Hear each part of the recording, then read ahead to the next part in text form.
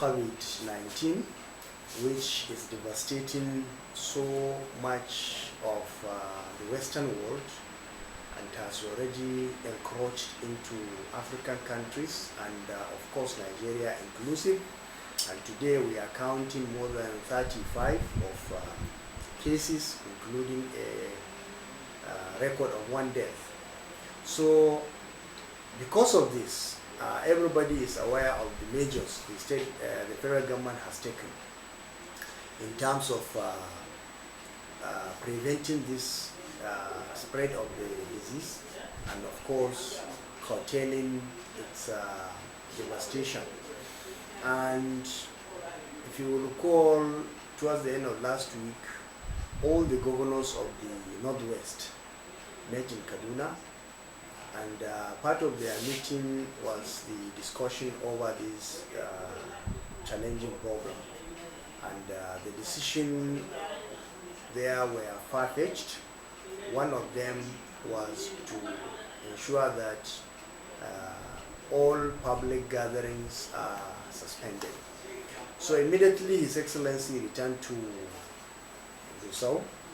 The first thing he did was to instruct the Commissioner of Information and the Commissioner of Health and the Commissioner of Education to address a press conference where all citizens of the state are sensitized and mobilized to ensure that they take all the necessary precautions the government has given out in terms of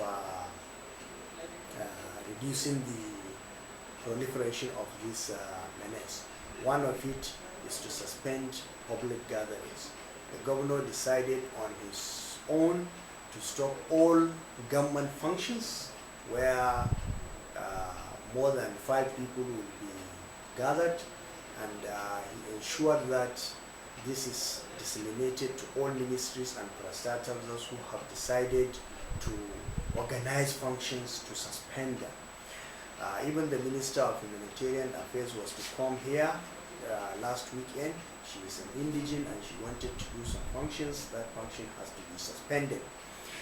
And secondly, the governor instructed that all schools, public schools, should be closed down, and even private schools within the state. And this instruction has already been adhered to. All the schools have been closed for the next 1 month, and all academic activities have been suspended. Thirdly, workers in the state are asked to stay at home, and so far you will find out that apart from very essential services that are being rendered, most people are asked to stay back at home. The same thing with other gatherings, be it religious or non-religious.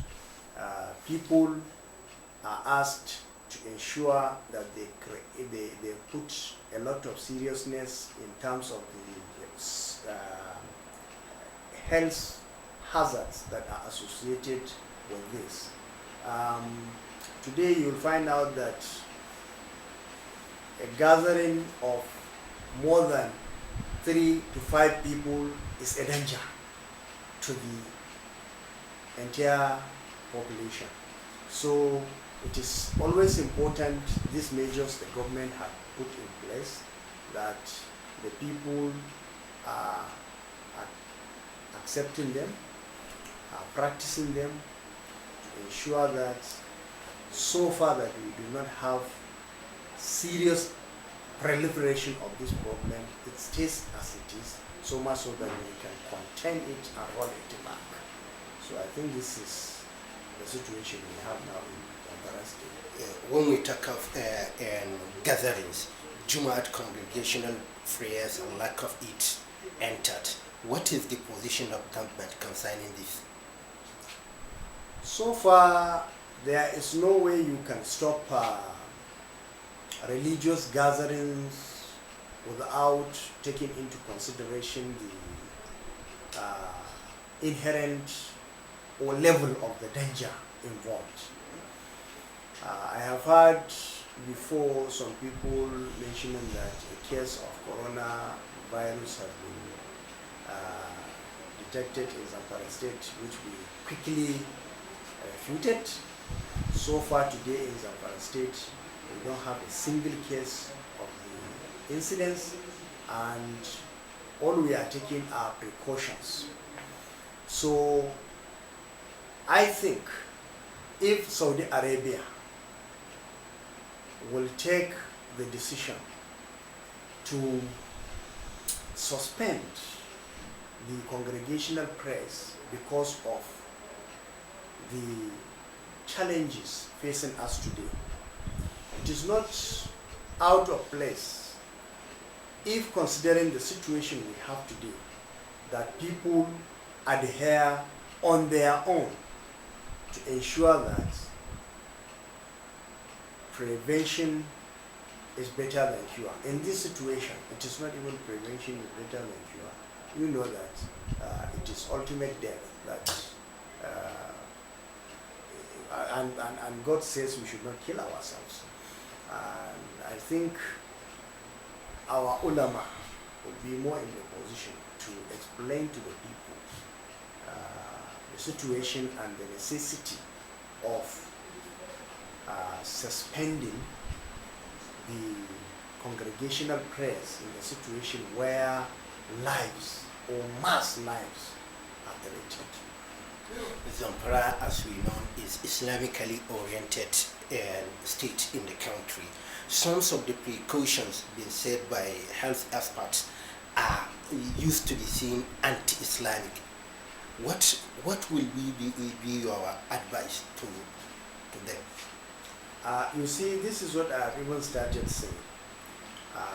Islam is such a religion that has not left anything behind. It does not leave anyone in doubt. I think the ulama we have, where there is no direct reference in the Quran or in the Hadith, where God or the Prophet has instructed you to do so and so in a situation of so and so, we have the meeting of the ulama, which is allowed in Islam to decide and give fatwa on situations that have to do with this one we are dealing today. Maybe it is not recorded during the Prophet where calamities such as this threatened the society, where the Prophet asked people to stay at home, but today it is facing us squarely, and the ulama need to come together and give a unified verdict on what the population is expected to do to prevent itself from this problem. Because under normal circumstances, if you go straight asking individual scholars, they will give you conflicting fatwa on this kind of problem. But I think what is supposed to be done is the Council of Ulama should sit together, discuss these issues thoroughly, and give a unified fatwa. It doesn't matter whether this one is Tijaniya, this one is Qadiriya, this one is Izala, this one is traditional, or whatever it is being called. The thing is, when they put their heads together, they come up with a single verdict which is now binding on all the different sects and schools of thoughts that we have, because it is the issue of life and death of mass population we are talking about here. It's not about small casualty we are talking about something that can be a real big disaster that can even annihilate humanity. If today the United States, with all its technological might and advancement, is seriously battling with this problem, and yet it is counting more and more by the day. If European countries such as Italy that are developed can now surrender and say we are now leaving everything in the hands of God, I think it is a situation where countries like our own in Africa that are less strong in terms of technology, in terms of even the discipline to handle this disease, we need to think twice, because if we allow it to proliferate, we are talking of annihilating an entire population. So I think the issue is not about religious sentiments, it is about life, it is about the resistance of the society, and I think it is important that all the ulama comes together and come up with a unified position which all the population will accept, and I'm sure it will tally with what the government thinks and suggests. How's that in summary, sir? Okay. Kamar summary ne duka. Yeah. So, kamar yadda ka sani dai wata matsala ta same mu yanzu ta wani cuta wanda da ba mu san da ita ba, kuma ta shigo da tsanani da ƙarfi wanda har ya kasance ƙasashen da suke da ƙarfi ma muke ji da su ne in an samu matsaloli suke zuwa su taimaka, su ma yau ƙarfinsu ya ƙare. Saboda haka kaga wani abu ne wanda yake ya kamata tun da mu bai kai tsanani kamar nasu ba, to fa sai mu guji abincin da wuri. To akan wannan dalili ne kaga gwamnoni na arewa maso yamma suka yi taro a nan Kaduna a kusan ƙarshen mako da ya wuce, kuma a wannan taro suka yanke hukuncin cewa lallai a ɗauki matakai ƙwarara waɗanda za su hana shigowar wannan cuta. Kusan dai ta shigo ƙasar amma yaɗuwarta. Saboda haka gwamna yana dawowa, abin da ya fara shine tabbata cewa ya kira kwamishinansa na yada labarai da na lafiya da kwamishinan ilimi akan su wayar da kan jama'a na farko cewa wannan cuta dai gaskiya ce, kuma wannan cuta ta shigo, kuma sannan idan ta yadu barnatta wato ya fi karfin tun da tura ma yana kokarin fin karfinsu, to kaga mu kuma namu ai munin zai yawa.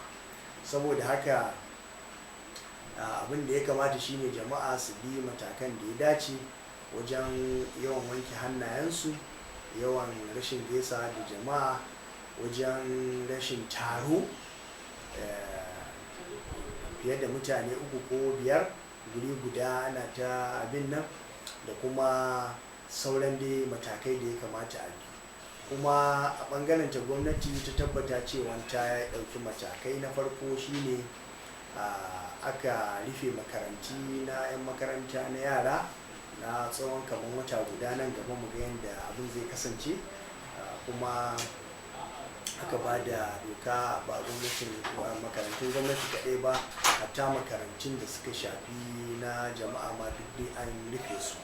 Sannan kuma na biyu, wajen abin da ya shafi ma'aikatan gwamnati su ma su zauna a gida, kuma sannan waɗanda suke da muhimmancin aiki su ci gaba da zuwa ayyukansu.